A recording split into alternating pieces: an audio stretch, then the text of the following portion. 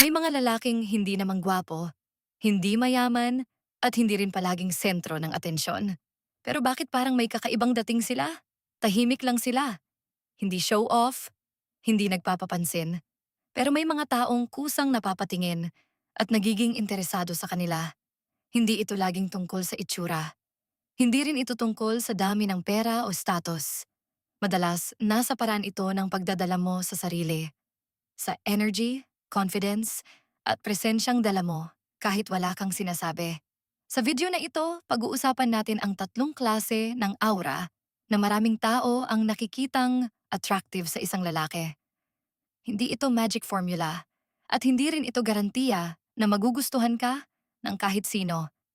Pero ang mga katangiang ito ay makakatulong para magkaroon ka ng mas matatag na presence at mas natural na confidence. Shoutout sa lahat ng sumusuporta sa channel. Dahil sa inyo, tuloy-tuloy nating nabubuo ang komunidad ng mga lalaking gustong mag-improve hindi lang sa pakikipag-date, kundi pati sa sarili. Ako si Zimer at kung gusto mo ng content tungkol sa confidence, communication at self-development, huwag kalimutang mag-subscribe at i-on ang notification bell. Aura number 1. Unbothered masculine energy. May isang uri ng confidence na hindi kailangang ipagsigawan. Hindi ito maingay, hindi pilit, at lalong hindi naghahanap ng approval ng ibang tao. Ito ang tinatawag nating unbothered masculine energy. Ano ang ibig sabihin nito? Simple lang. Isa itong mindset ng lalaking hindi madaling mataranta, hindi agad napipikon, at hindi kailangang patunayan ang halaga niya sa bawat pagkakataon. Kapag may kaharap siyang babae o bagong tao, hindi niya binabago ang buong personalidad niya para lang magustuhan siya. Steady lang, grounded, composed, at kadalasan iyon mismo ang nagbibigay sa kanya ng natural na presence. Maraming lalaki ang nagiging sobrang eager kapag gusto nilang mapansin.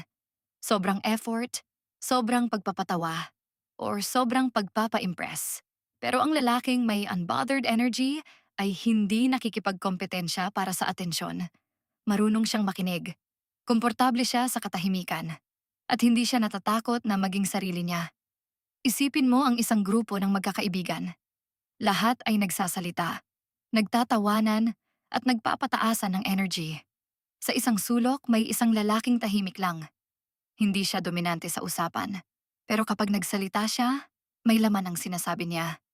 Direkta, malinaw at kalmado. Hindi siya ang pinakamaingay, pero siya ang madaling maalala. Hindi dahil nagpapakita siya ng superiority, kundi dahil nagpapakita siya ng self-control. At iyon ang isang katangiang maraming tao, hindi lang babae, ang nire-respeto. Paano mo ito nade-develop? Magsimula sa self-trust. Kapag alam mo ang halaga mo, hindi mo na kailangang humingi ng validation sa lahat ng tao. Kapag komportable ka sa sarili mo, hindi mo na kailangang magpanggap. At kapag may emotional control ka, mas nagiging consistent ang presence mo. Tandaan mo ito. Ang tunay na confidence ay hindi sumisigaw. Tahimik lang itong nagpapakita ng sarili. Aura number 2. Controlled mystery. Hindi mo kailangang maging open book para magkaroon ng interesting na personalidad. May mga taong mas nagiging curious kapag hindi nila agad nababasa ang buong pagkatao mo. Iyan ang tinatawag nating controlled mystery. Hindi ito pagiging pa-hard to get. Hindi rin ito paglalaro ng isip ng ibang tao. Ito ay simpleng kakayahang pumili kung ano ang ibabahagi mo at kung ano ang mananatiling pribado. May mga lalaking ikinukuwento agad ang buong buhay nila sa unang usapan.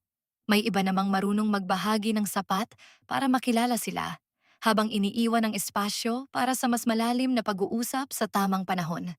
At doon nagsisimula ang curiosity. Ang mystery ay hindi kakulangan ng personality. Ito ay pagkakaroon ng boundaries. Kapag hindi mo kailangang ibuhos lahat ng impormasyon para lang mapanatili ang interes ng kausap mo, mas nagiging natural ang koneksyon. Ang mahalaga rito ay authenticity. Hindi ka mysterious dahil nagpapanggap kang malamig.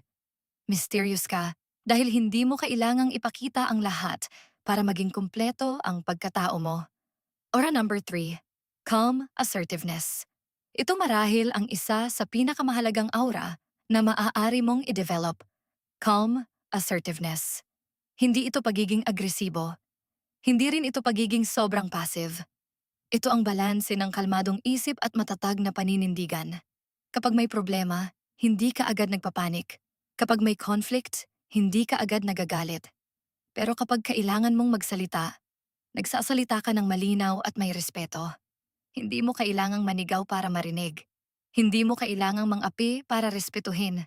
Ang assertiveness ay kakayahang magsabi ng oo kapag gusto mo at hindi kapag kinakailangan. Nang hindi nawawala ang respeto sa sarili at sa ibang tao.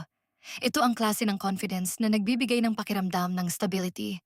Hindi lang sa dating, kundi sa trabaho, pagkakaibigan, at leadership. Paano